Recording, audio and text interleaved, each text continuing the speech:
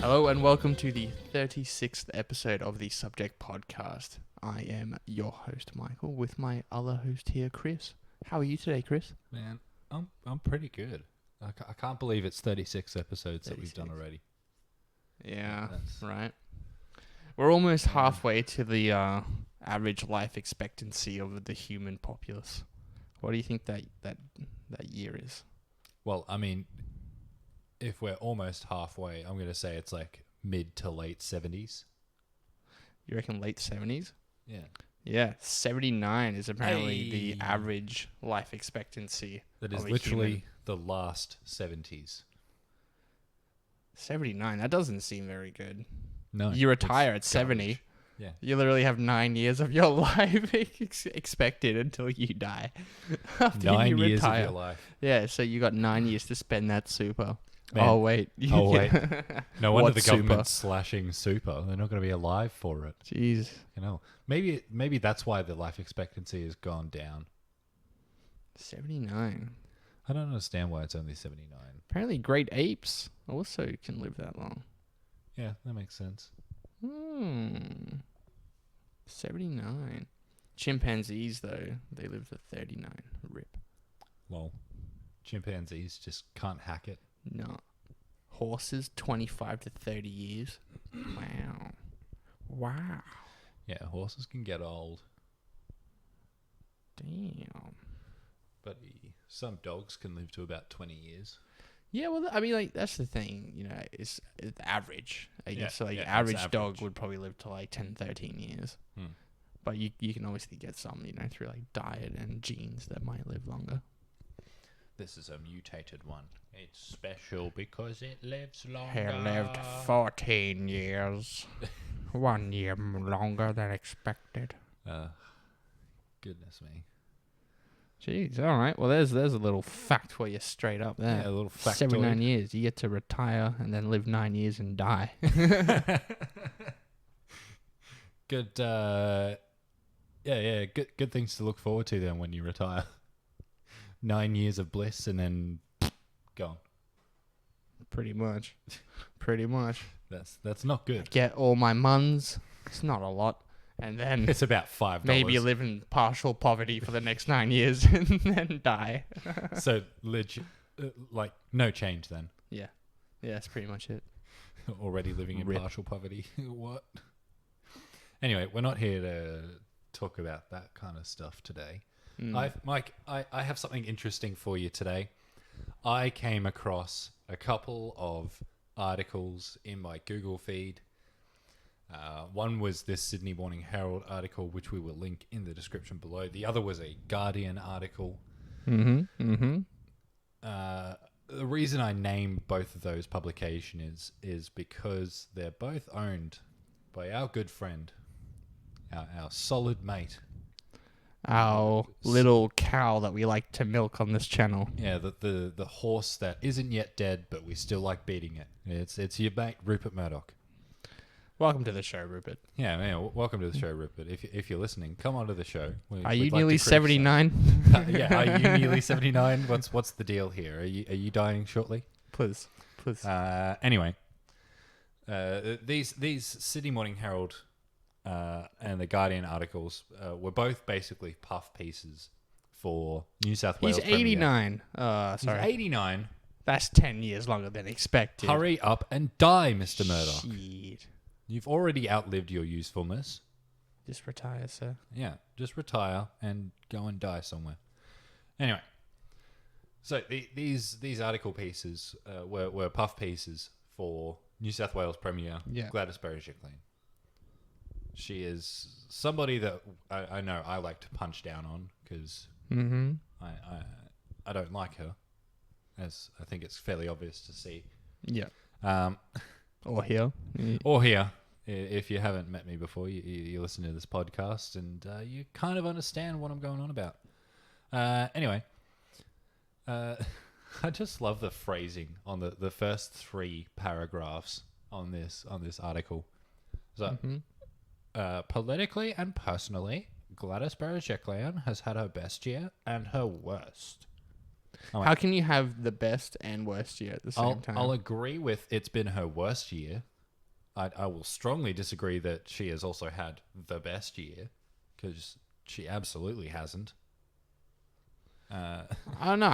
It's kind of like a double negative in a way. It's like saying, She I've had a had pretty like average I got year, this, all but I things didn't. considered. Someone gave me a leaf, but they didn't. It's like, what do you mean? Did they or didn't you? I don't understand. I mean, to be fair, she was under investigation from ICAC, which probably would fall under the worst year, right?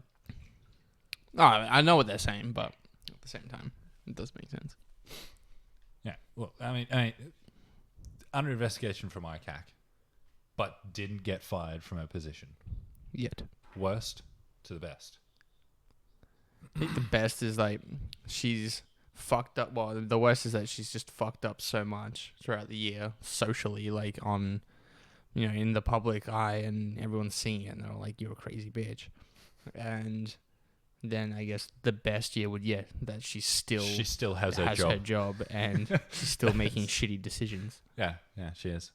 The Premier's popularity is high on the back of her competent handling of the pandemic.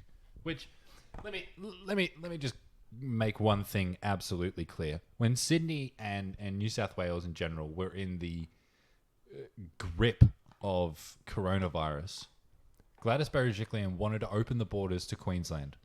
Yeah. And thank God Anastasia Palaszczuk, who is Queensland's Premier, said, no, you silly. Absolutely fucking not. Yeah. And then turned her down. Liberals tried to get her out in the state election. Yep. Simply because of that. Because, Anastasia Palaszczuk is keeping families apart. Doesn't matter if it's a world health crisis. We need Christmas together. It's like, no, shut up. Stop saying stupid things. Well, she basically told Gladys to go fuck herself. Yeah, pretty and much. Right now, she's like literally licking the butt of the federal government. So, when someone stands against her, she'll go for the little lick kiss, and then the federal government's like, "Oh, okay, we'll go get her." Being Anastasia. Yeah, I mean, and they failed. Yeah, they definitely failed. It's amazing.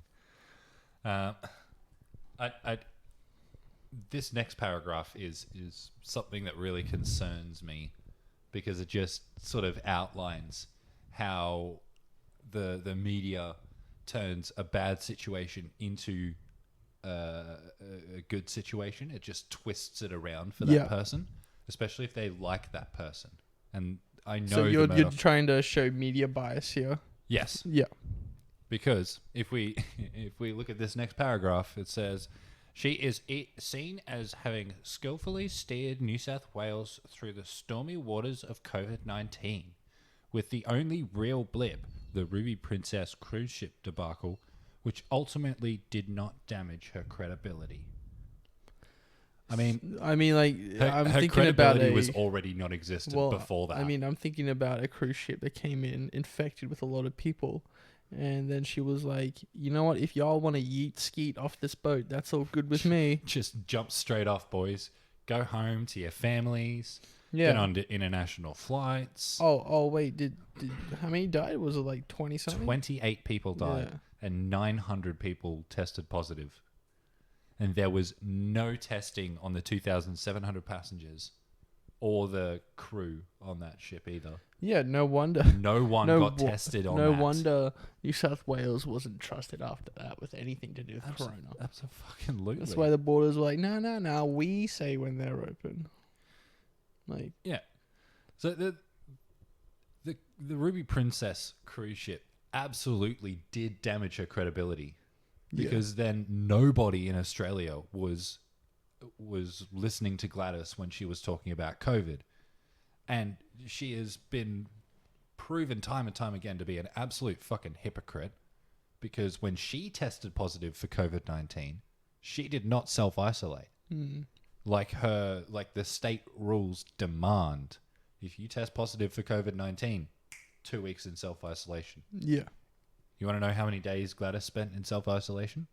Zero. Exactly correct, sir. She spent no days in self-isolation.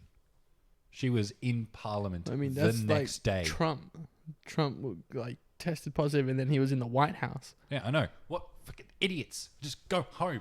Self-isolate. That's what you're supposed to fucking do. Yeah. It annoys me when people are this hypocritical. Anyway, there was a commission into the Ruby Princess, as there should be, because that is a serious you need to violation. find out who's responsible for Gladys all the Berejiklian. deaths and everything. Obviously, that's why Gladys they're doing the Berejiklian is investigation. responsible for all this. She was responsible for also, I think it's 500,000 koala deaths during the bushfires because of her deforestation. But that's another episode. We've talked about that before.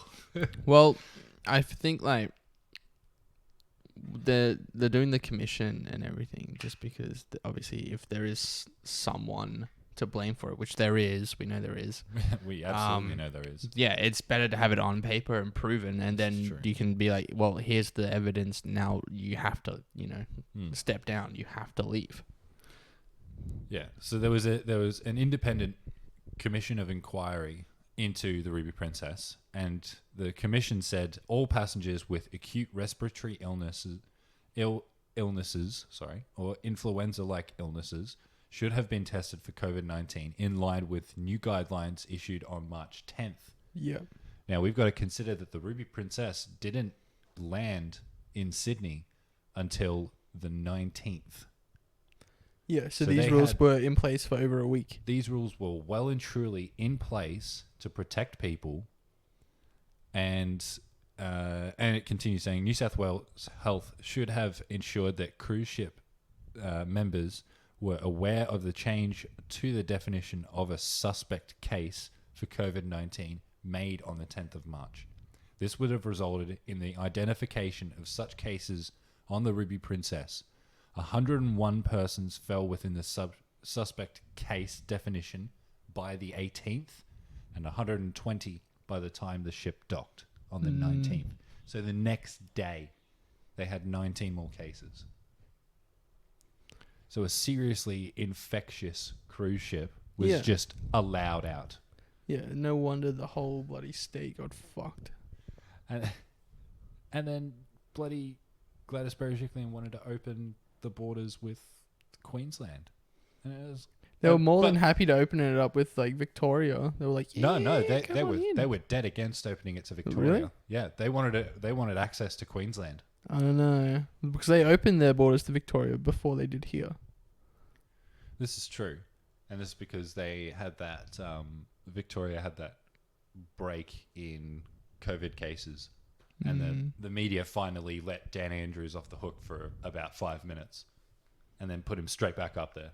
Yeah, well, like Western Australia have been really, really stingy with their borders. They're no, I don't think I want to. They are. I know Western Australia is considering opening the border to New South Wales. They are undecided as of yet because New South Wales, in the last, literally within about a few hours of us recording, or just before, New South Wales recorded 3 new coronavirus cases. Yeah. So Western Australia is like, maybe not. Yeah, they're like, oh, nearly got us, nearly. Maybe not. Maybe we see how the next couple weeks go. Yes. I love it. It's so funny. The bloody...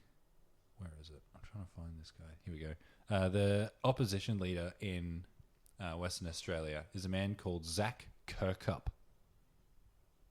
It's an untrustworthy name if ever I heard one. Zach. Yeah, Zach. I hate Zachs. His name has too many K's in it. There are 3 K's in his entire name. That leads me not to trust him. I'm not calling you a racist, by the way, Zach. I'm just saying I don't trust you because you have 3 K's in your name. It's too many, man. What are you doing? Too many K's. Kim Kardashian must really have you like a... Oh, man. Kim K knows what's up. She knows that I'm sus on her. Anyway, back to Zach. He said that the border uncertainty was a huge concern just 9 days away from Christmas. We've got to keep in mind as well that Western Australia is a Labor seat. So it's a Labor government there in power, and Zach is part of the Liberal government.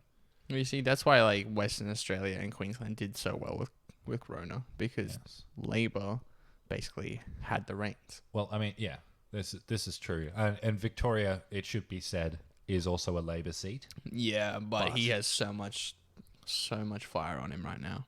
It's insane. Honestly, during like I think 3 weeks of Victorian lockdowns, I didn't once see a positive article on Daniel Andrews. Yeah. They were all attacking him. There was no articles actually talking about the facts, what he's doing to prevent it. It's all just personal attacks. Yeah, well, which is how the Murdoch media. The thing is, like, works. he has the exact same, plans in place that all the other states kind of had, but his control over the people was just not. Yeah, people non-existent. just didn't give a listen to shit. him. They just did not care. They just did whatever they wanted. There's people in Victoria and in Melbourne, especially. I just want to say, man, stop being such entitled pricks. Do what you're fucking told, for once. Yeah, you should have just stayed in your homes. Don't go driving 12 hours. Don't try to cross the border and trying to get into Queensland and New South Wales. We know some of y'all tried.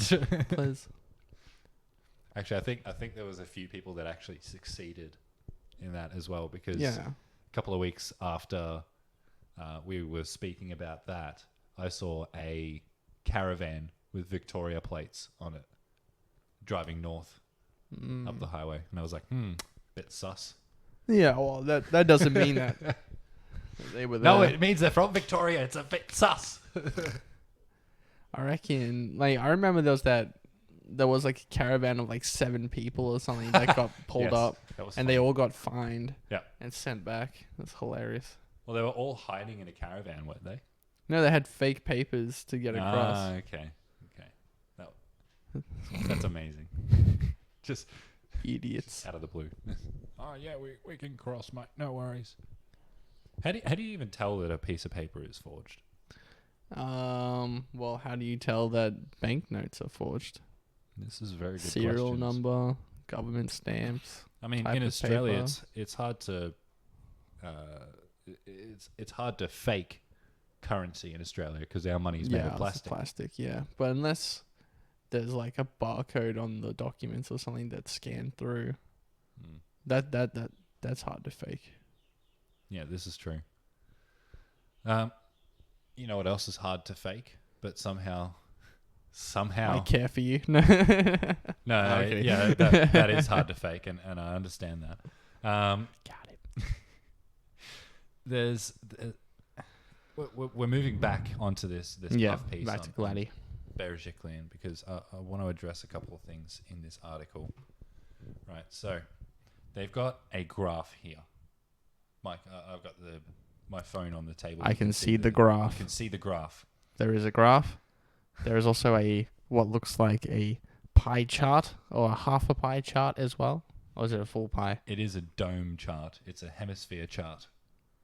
It's not a full pie chart. Those figures are from a phone poll that Rupert Murdoch and his 9 News Fairfax and Murdoch had that poll going on, and they surveyed only people that knew about that poll and rang in. 863 respondents. So the 863 people. So the smallest amount of fucking people possible to survey in Australia. It's not even 1,000 people, so it can't even be a definitive number. No, they're saying that there's a 3.4% margin of error. There's a fair bit more than that, because surveying 863 people out of 26 million does not give you a good idea on stats. No. So this graph here, and like I've told you before, we'll link this article in the description. This graph here is just all bullshit. And, all these people that they called up, they could obviously have been people who are registered They were as like liberal, subscribers. voters or whatever, So They would have been Sydney Morning Herald subscribers, I reckon. yeah, This is just fucking hell. It's so blatantly obvious that they are lying because they have to say, "Oh, it was X amount of respondents to this," and it's like, well, then why did you even publish this? This isn't definitive proof, and they're using it as their main source of proof in this article. yeah. And they go alongside it with saying, Barry Jekyll's work ethic is also unquestionable, chairing a daily crisis cabinet for months on end, never missing a meeting and then fronting press conferences to provide much-awaited updates. Well, I mean, fair enough. If that is actually her work ethic, she does sound like a good worker. It's just the decisions she's making are garbage. Yeah. They are the wrong decisions. It's because she's a spastic. Berejiklian's shock admission to a corruption hearing that she had been in a secret long-term relationship with the very person at the center of the investigation will plague her. Well, yeah, obviously, because you didn't report it at all. She did not report that it was a conflict of interest. She gave him, I don't know how much money in bloody government grants for projects, and I put that in inverted commas, projects that he was fronting. It was just all to line his pockets and hers by extension. It's just... Well, wasn't there was an article that came out, I think it was... I'm trying to remember. I mean, it was probably some Murdoch fucking paper, but anyway, no, it was ABC, but either way. It's still owned propaganda. It's still owned by the Liberal government. It was an article on the relationship between Gladys and old mate. And they basically found evidence of donations being funneled, and they were saying that through the year she was able to raise like a couple $1 million that then just disappeared, and the whole thing was just a way to put that money into his pocket. Yeah. By not even being, the head of the state anymore, but he still has the control because he's controlling her. But it's like, it's not even control or manipulation anymore. It's just, she's just a bad person who wants to, she is doesn't care. Person. She's probably just like him. That's how she got. They're both terrible people. I feel like anybody that works for the Labour Party as a politician should be under constant scrutiny because in the past they've not proved to be the most integral people I've known. I don't know. They don't have much of a soul, is what I'm saying. These two. What is left of their soul is black and dead or rotting away. I think they've just lost care, and they just feel like, well, now I've got this job, and this job is going to be me making money, and I'm going to make as much as I can. Yeah. And then I'm going to make some decisions, and either one, not care about the repercussions, or two, just do whatever they tell me to do, and I'll do it. And then when all this backlash happens, she's like, oh my God. I don't remember. I don't remember. That is, I was just so drunk. I don't remember. Can I just, by the way, go on the record and say that I cannot remember when you're talking about a long-term relationship is absolute bullshit excuse. That's no. Well, when you're talking about do remember the relationship in general, and then you're like, I don't remember having the relationship. And it's like, well, what do you mean? Like, it happened for years. Yeah, years. And she said in the ICAC inquiry, when they asked her, were you aware that the relationship with Darryl Maguire was a conflict of interest? She said, oh, no, I don't recall. I don't recall if You that don't was recall if it was a conflict of interest or not. Even Well, it though you is or it gave isn't. him It's millions literally and millions of dollars in government grants. yeah. It's a yes or no, answer. It's not. I don't You remember. literally made the man richer, and you go, I don't remember if it was a conflict of interest. Like, obviously it fucking was, Gladys. Yeah. Stop lying and leave your fucking position. Yeah, there are just some people who just need to quit. While Also, they're these down.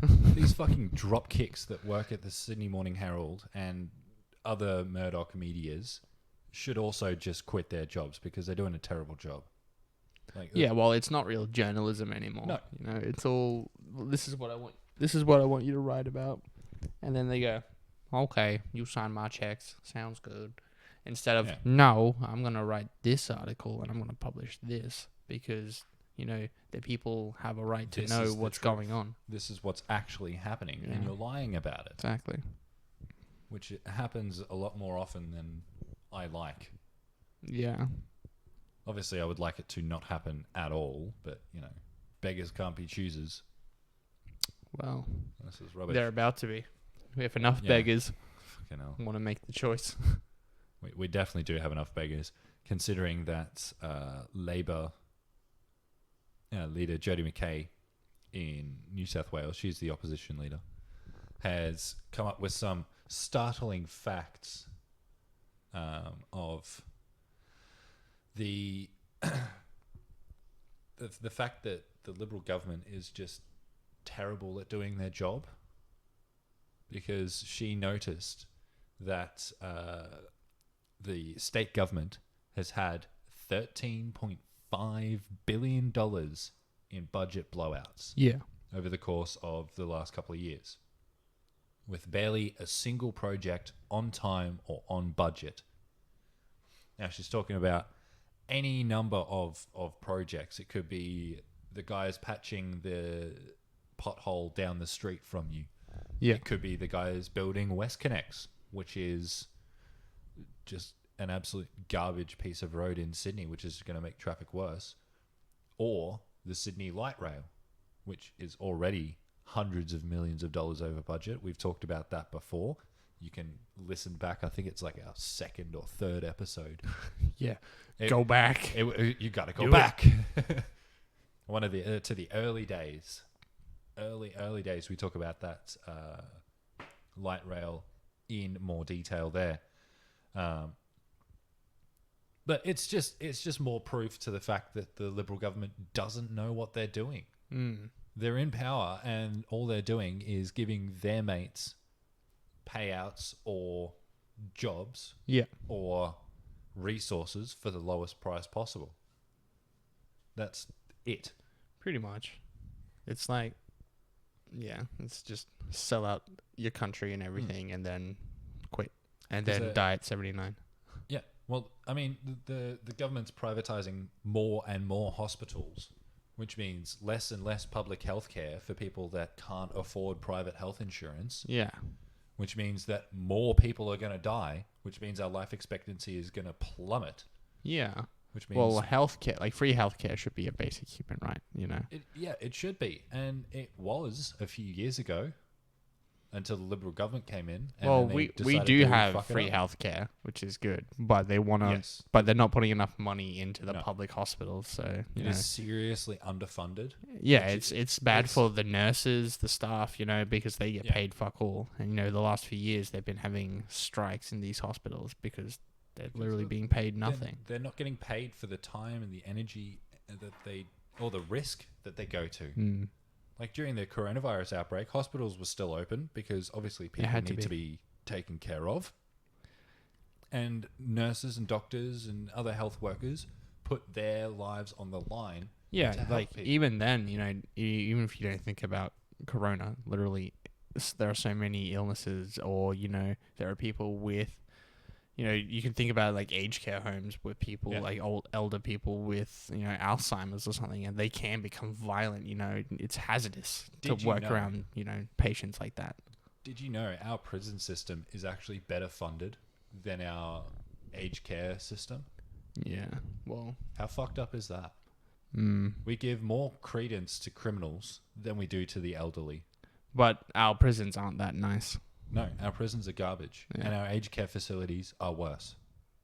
Like, we could switch them round, and the prisoners would be worse off in the aged care facility. Probably some.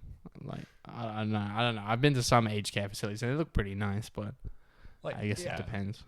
But like, it's, I'm just saying that the quality of life should be better for the elderly than it should be for a criminal. Yeah. Because a criminal is being punished, yes, by going to prison.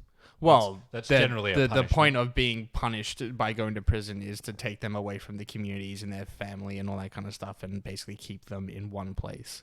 That's the whole punishment behind it. So it's a punishment, and it's supposed to be punished. Yeah. Yeah, they get 3 square meals a day. They get to watch TV. They work out whenever they want. Basically, they get yard time. Well, I mean, they've got to be fed. They've got to be allowed to go outside at least once. In the aged care facilities? You can do that at aged care facilities. I mean, they're that criminally underfunded that sometimes the residents don't actually get 3 square meals a day. Hmm. So, a terrible thing that shouldn't happen, where somebody has to skip a meal because the facility literally doesn't have the funds for it, is criminal. That is not how we should treat the people that have been in I mean, like, more funding should go into both, just prisons and everything. into the healthcare sector and into making prisons less fucking corrupt too. Well, there was because that's a for-profit industry right there. I watched a documentary on it was a Swedish prison, and basically what they do there is they have one of the highest rehabilitation success rates in the world. And what they do is they create a kind of community and atmosphere in the prison. All the prisoners are allowed to basically come and go from their cells. They have DVDs, they cook their own food, they wash their own clothes. They basically just live like a normal life in prison. It's just isolated. Yeah, well, the whole point of prison is to, take them away from everything and isolate them from the people, and then that's... And to rehabilitate them for reintroduction. Yeah, the thing is, though, if you don't treat them properly, give them, the socializing, the skills that they need to actually rehabilitate.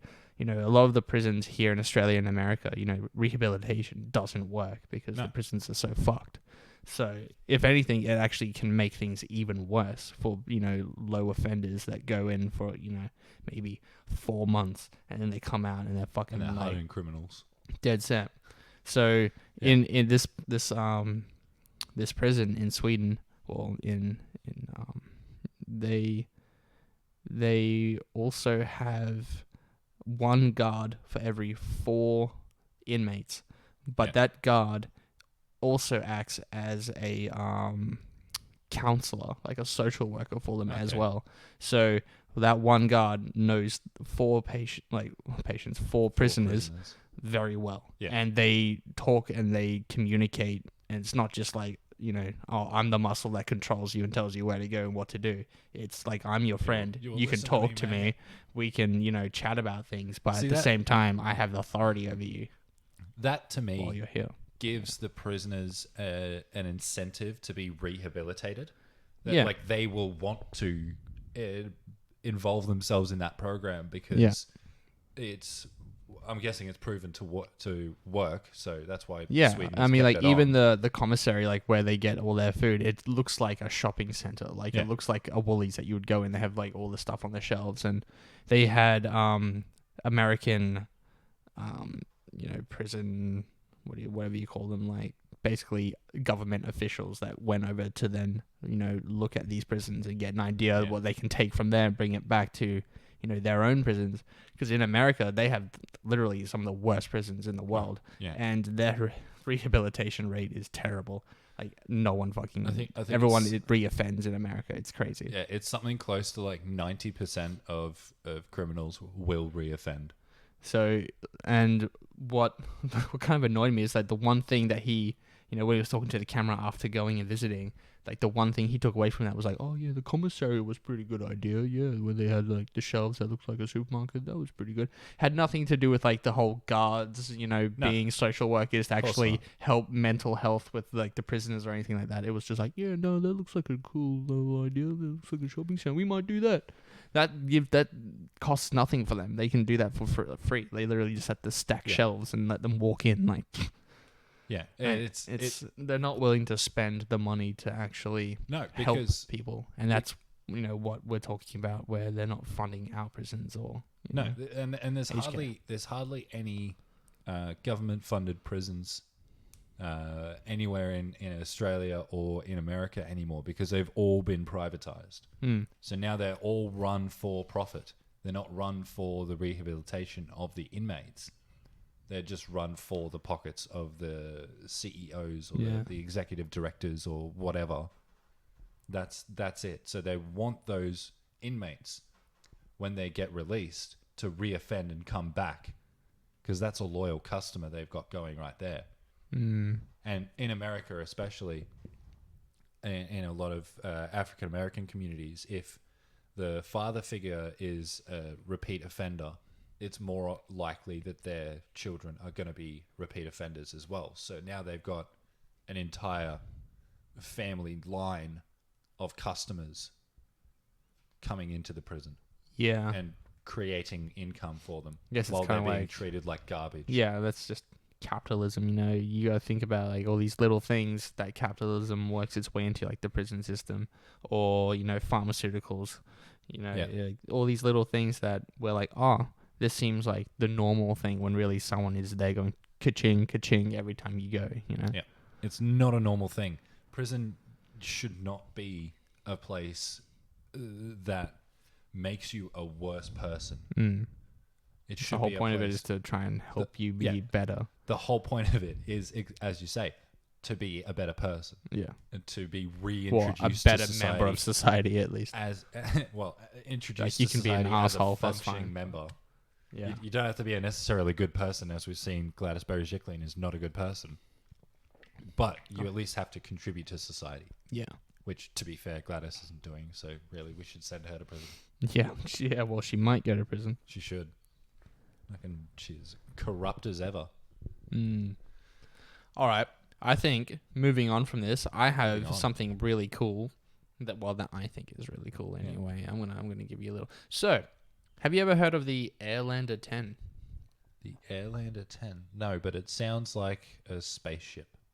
Well, it is a ship It is a ship? for the air. Oh, it's an airship. Yes, sir. So this is a new aircraft that is basically a blimp. Yeah, that's not Hindenburg. That's new Cam down. aircraft. Cam down. I just got immediate flashbacks to a giant burning blimp So just outside of, I think just in Germany somewhere. yeah. Was it Hindenburg was not yeah. good. No. It did not work. So to date, the Airlander 10 has done 7 test flights. So this is a Swedish company called Ocean Sky Cruises, and they're selling tickets to the North Pole starting 2023. How much are tickets? Oh, 'Cause sir, I kind of want to buy sir, one. you will not afford one of these tickets. Motherfucker, tell me the price. $79,000. Wait, how long's the trip? Wait, let me see. So it's not as long as you probably think it is. It's only like 38 hours. Because what? It's because you catch it from. Okay, so let me see. You catch it from this place. Wait, yeah, here it is. It's kind of hard to pronounce because it's one of those like. It's in Swedish. Yeah. All right. Anybody that's Swedish, we've posted a link to this article in the description. Can you let us know how to pronounce the name of that place? Because I don't know, to be honest. Well, yeah, I'll give it a go. Let me just like have a crack at it. I'll stare at it. And Remember I'll the try J's and, like, make a Y sound. In No, Scandinavia. I'm kidding. That's not what it is. Just sounds like you're trying to clear your throat. Just yeah, I don't know. I'm not gonna try and give it a go here because. Oh, you said you were. Okay, right. Okay, I think it's Svalbard. Svalbard. Yes. Yes. Yeah. Yes? I'd say Svalbard. Svalbard. Yes. So from Svalbard to the North Pole and back. Okay, well, if you're going to the North Pole, that's pretty cool. Yeah. It's a round trip.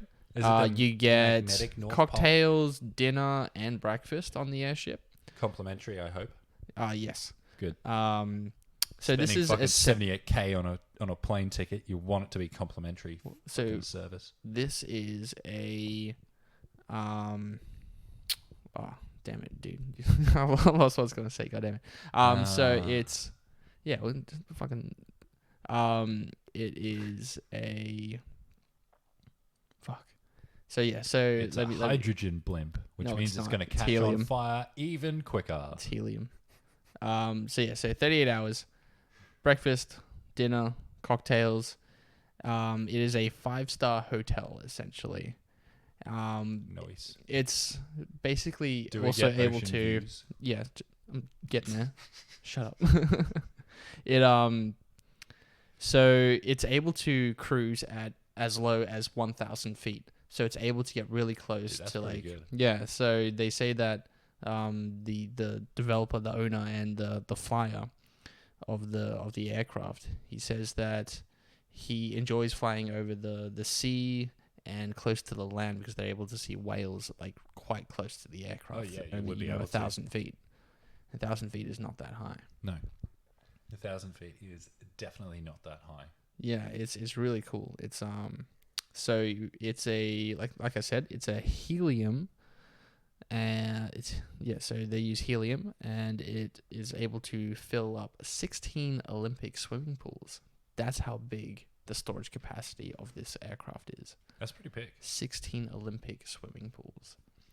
Although some people have compared the shape of the aircraft to look like a butt, which is hilarious. Let me find it. There's a photo at the top here. Yeah, have a look at that. So like from the side there, it like has like literally looks like a butt. It's hilarious. Oh man, from the front it looks like it's got 2 cheeks and a crack down the middle. Yeah, that's hilarious. So there's another tour of operators who are in talks of hybrid air vehicles. They want to use their own airships for trips to warmer climates, including like places like Egypt. And that way you'd be able to cruise real close to like the pyramids and everything and get a real close look and all that. That would be amazing. However, my concern is if you're going from a temperate climate to a tropical climate, does the temperature change in the atmosphere change the pressure on the inside of the blimp? Well, it's not the same aircraft that's going from the North Pole to Egypt. It's separate aircrafts. Okay, so it would be a different aircraft. Yeah, it would be its own trip. It wouldn't be like up to North Pole and down to Egypt. Well, I wasn't thinking that. I was thinking if they're going from Sweden down to Egypt. Oh, no. In that kind of style of no, aircraft. it's a different company that are looking at doing it. Okay. So, quote, by landing on the most inaccessible place on Earth, we can show the world that you can do amazing things with airships. And that's Carl Oscar, the founder of Ocean Sky. And he was previously a commercial pilot. The journey to the pole will be, quote, something between a balloon ride and a small aeroplane. Much quieter, much smoother. Yeah, well, I mean, you're literally a pocket of helium floating in the air with some propulsion. So they have, unlike the conventional flight simulator, there is no shaking because the airship is designed to move slowly at a maximum speed of 92 miles per hour. So on an actual trip, passengers will be able to open the window because the Airlander's cabin is not pressurized. Oh. That's cool. Well, okay, if it's not pressurized, then it can only go up to a certain altitude. Yeah. Which means that if you wanted to do a Himalayas tour, you wouldn't be able to. Well, I would assume that at a point they would probably not let you maybe open windows or anything like that if Well, you got to a dangerous altitude. If it's not pressurized, then there's no... they're not Yeah, I guess it's not airtight. giving you a solid atmosphere of pressure in the cabin.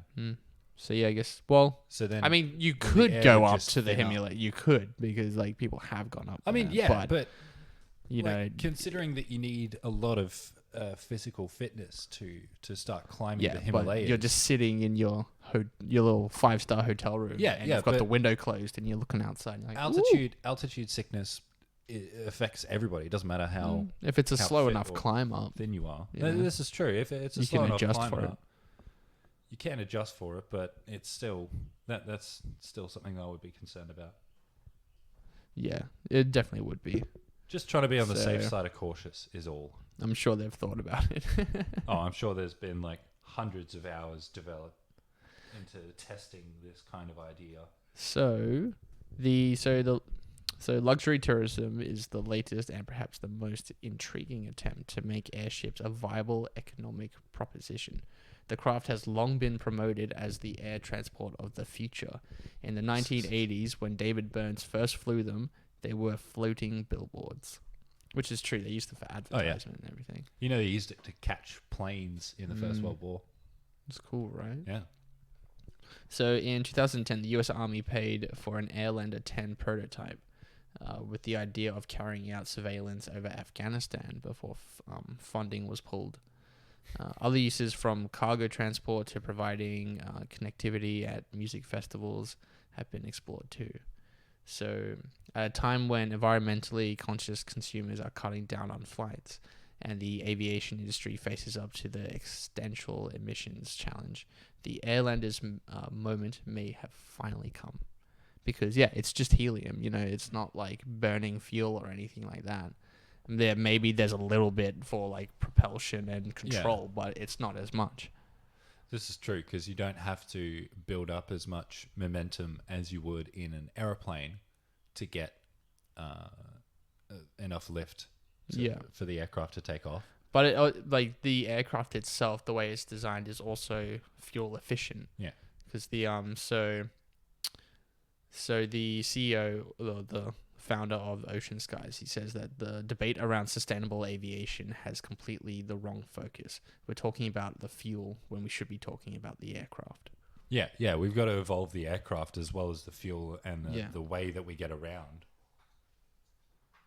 So there's for each ton transported a mile, the Airlander burns half as much fuel as a large aircraft and a sixth as much as a helicopter. So per passenger, the difference is likely to be less, given the Airlander does not pack people in. Yeah, I guess it's a fucking 5-star hotel, $79,000 Yeah. per. You know, you're not going to put have several your own ton people in space. there, but it's crazy. There's going to be like, what, 5-10 couples in there? The hybrid air vehicles is also working on electric engines to power the Airlander 10, beginning a development pathway that leads to zero carbon flight. How good's that? That is amazing, and that was one thing that I was actually going to mention before you brought it up, was how are the propellers moving? Because if it's not by electric power, then it's still obviously putting out emissions. Yeah, that's what I said before, but it's still like 1/6 of a helicopter, Yeah. and it's helicopters are half as much of a surprisingly- large aircraft. You know. Yeah, helicopters are surprisingly thirsty bitches. Oh yeah, Like, I can imagine. they're essentially two giant fans on this aircraft, and they're the most inefficient things ever. Yeah. It's insane. The so the Airlander 10 marks a big departure from the airships of 1980s, which were so small that they had barely enough room for the pilots and a toilet, let alone those from the 1930s with their rigged structures and flammable hydrogen fuels. Instead, its fabric Hindenburg. incorporates mylar and Kevlar. Its cabin is built from fiberglass, making it virtually invisible to the radar. A mock-up of the cabin, now built in Bedford, resembles a super yacht And yes, it does. There are. Oh, we'll put the links in the description for these Wow. articles, and you look at the photos. It's very, very Art It looks Deco. freaking cool. It does look very cool. Very reminiscent of the swagger of the 30s and the 40s. Yeah, definitely. The so it has a bar, a lounge, viewing panes in the floor, so you can see through the floor. Oh no. Yeah, that'd be freaky. People with a fear of heights, just beware. So it has 8 double Jesus. cabins, each with a fulsome view. So Okay. 8 cabins, So couple in each, couples, so 16 people. people. Thereabouts. I mean, You probably that's could pretty fit a good. family like, in. honestly, only Yeah. 16 people, 79 grand. You know, you get I guess like That's a 38 lot of hours, money so out of a trip. 38 hours. Yeah. Be saving up for that. I feel like it'd be worth it I if feel you like had it'd the be worth money. it. Like if you had the money to spend, it would be worth it. If it was cheaper, it would be worth it. Like not even if I had the money. If I had the money to spend on it, I probably wouldn't, because I'd be like fucking 80k to go from Sweden to the North Pole. Like Yeah, but how many people go to the North Pole? like that's true, and I understand the appeal of going to the North Pole, but spending I could spend 80 grand. Well, it's like 40 grand each, yeah. Yeah, but I mean, if you're a rich oil tycoon that's paying for you and your mistress to go on a trip from Sweden to the North Pole for a romantic weekend, then you're going to be the one paying for that. Yeah. So if you're 80k, that's what. Yeah. I just don't think it's worth it. That's Oh, like no, $20,000 per I mean, hour. Obviously, 80k to go on a 1.5 day trip is not worth it. Yeah. But in the end, if you have the money to spend, like you can just throw away 80k to do what you want. Oh, I yeah, would fucking do it because mean, you yeah. get to go to the North Pole too. You're in this sick 5-star helium balloon, and cocktails, bar, look through the floor, looking at polar bears at the North Pole. It sounds sick. It does sound very appealing. And What little to be polar honest, bears are left? if I had like wads of $80,000 that I could just treat like toilet paper, then absolutely I would go for it. There's okay, so the CEO says that many people ask about turbulence. If you hit turbulence in a plane at 500 miles per hour, it feels like you're in a washing machine. Running into turbulence in an airship, it feels more like waves. So you kind of get the woo. It would feel like a sail ship going over some light waves. So it's the cruisy ride. It's Sounds I don't chill know, as man. fuck. So tickets apparently started at 62 grand, but now they've climbed up to 79. Yeah, and they're promising some really famous names to. Well, obviously they have to be famous to fucking afford it. Yeah. Or rich as fuck. Yeah, but at the same time, if this becomes the next generation of aircraft, so hybrid vehicles, now planes being electric but also running with helium, it's great. They say that they have plans to include the Airlander, the Airlander 50, which could accommodate up to 200 passengers. Wow. That would be more affordable for you. Yeah. I'd probably put more like 40 I would go grand. on that. I would, yeah. It's probably going to be half price. Exactly. That's as good as you're going to get. So apparently the only thing that's really holding them back is financial commitment.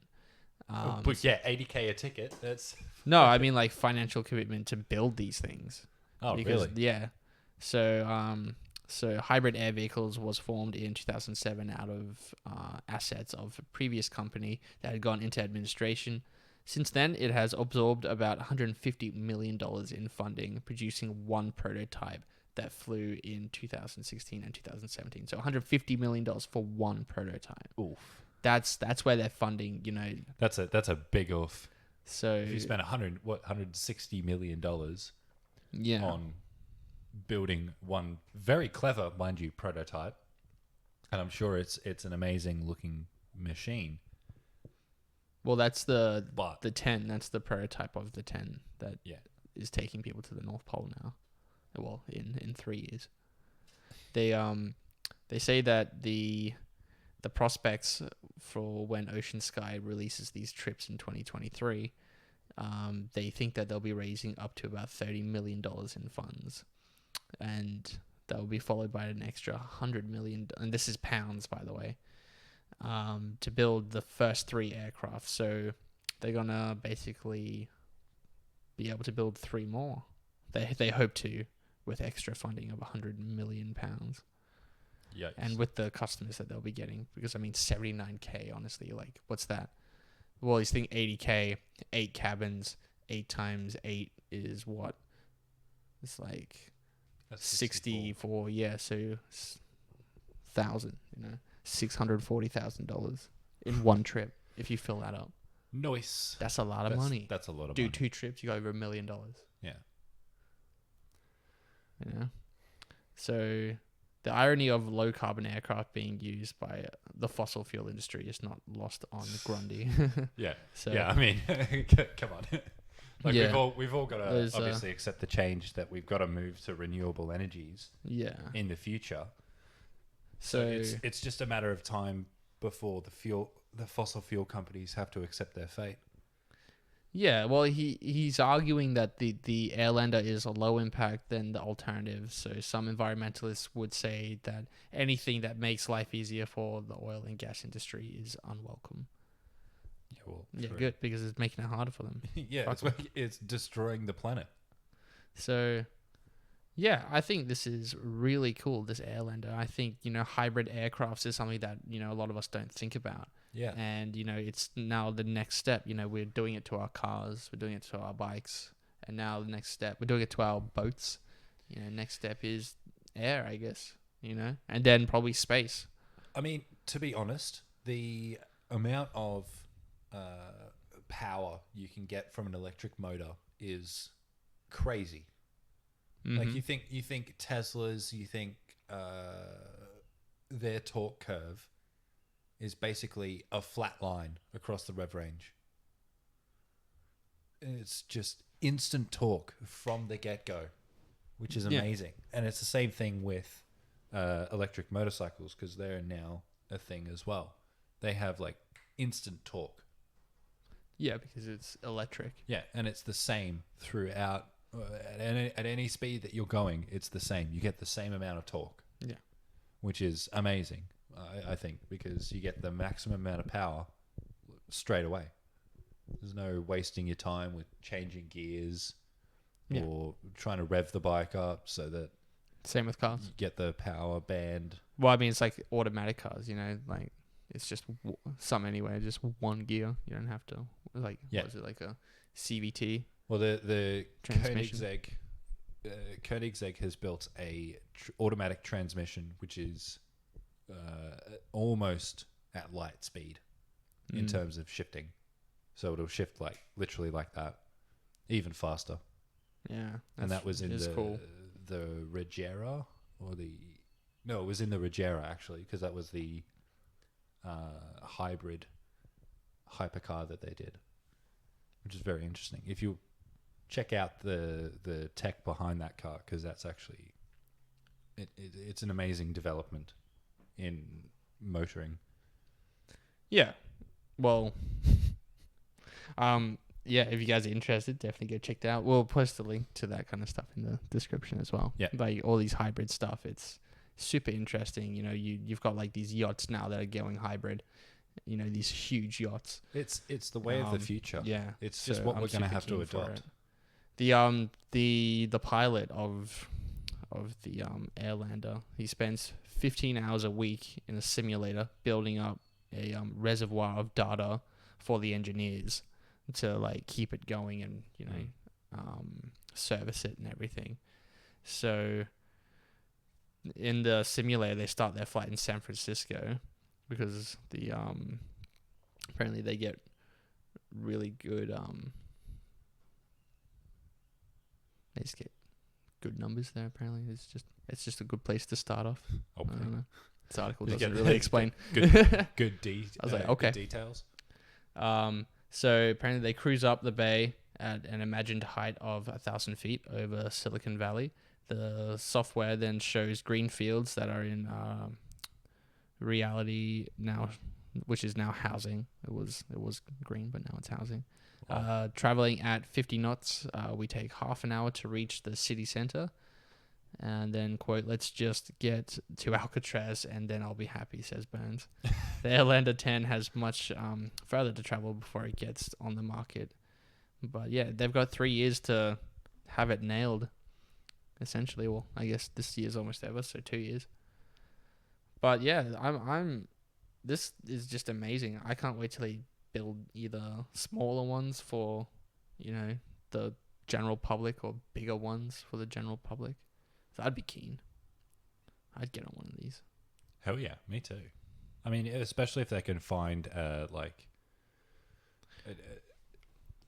economy version. Well, the good thing about it is that, you don't need a runway for it. It literally just takes off and lands. Yeah, so it's well good on space saving. Yeah, and you can pretty much, if you have the space, you can land it anywhere. You just because it's big as fuck, good. So you just need the space. You just need like an open field somewhere. Yeah, pretty much. That's it. Pretty much. If anybody that owns an open field and has $130 million, $160 million for the prototype? Yeah, 150 mil. 150 mil. Hit us up because we'd like to buy this. Yeah. You buy a prototype and land it on your yard, and we'll go for a ride. Yeah, absolutely. Please, that'd be fun.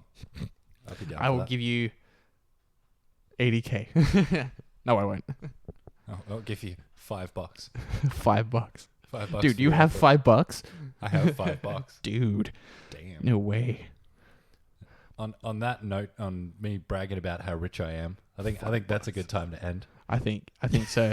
So let us know what you guys think about the hybrids of everything and how this Airlander 10. How do you think it will go? Do you think it will end like the Hindenburg and we'll have 16 people in the North Pole getting eaten by polar bears, or do you think that it's going to be super successful and next thing you know, in 10 years it will be the norm?